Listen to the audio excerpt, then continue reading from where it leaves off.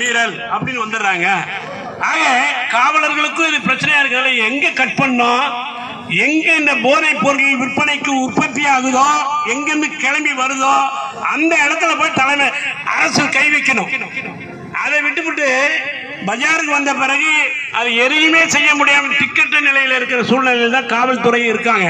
அந்த அடிப்படையில் அடுத்ததாக வடசென்னை கிழக்கு மாவட்டத்தினுடைய செயலாளர் அருமை அண்ணன் மாநில வழிகாட்டு குழு உறுப்பினர் மறையூர் கருப்பையா அவர்கள் கண்டன உரையாற்றுவார்.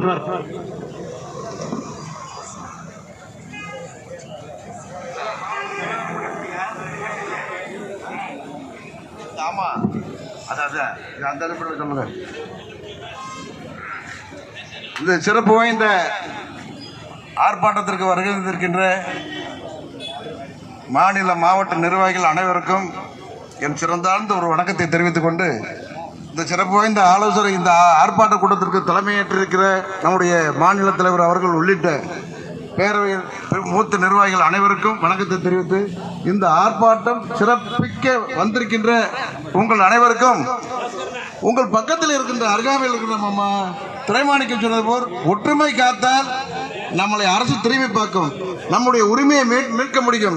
மின்சார கட்டணத்தை தினந்தோறும் மாதந்தோறும் யாருக்கும் தெரியாமல் அவங்களே உயர்த்துகிறார்கள். சொத்து வரியை அவர்களே உயர்த்துகிறார்கள்.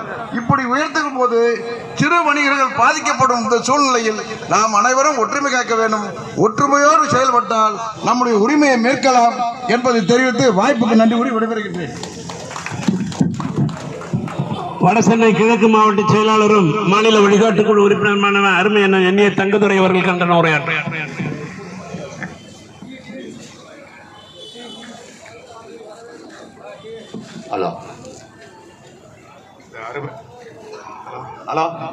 இந்த அருமையான கண்டன ஆர்ப்பாட்டத்திற்கு தலைமையேற்று நடத்திக் கொண்டிருக்கும் மாநில தலைவர்கள் உள்ளிட்ட மாவட்ட நிர்வாகிகள் அனைவருக்கும் முதல்கண் வணக்கம்.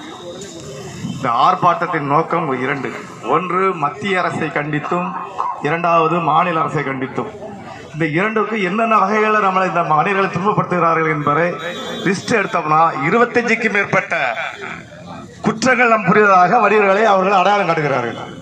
மாநகராட்சியிலிருந்து எடுத்துக்கொண்டு என்றால், மாநகராட்சி லைசன்ஸ் எடுப்பதற்கு முன்பு வெறும் 685 ரூபா கட்டினா மாநகராட்சி லைசன்ஸ் தருவாங்க முன்னாடி.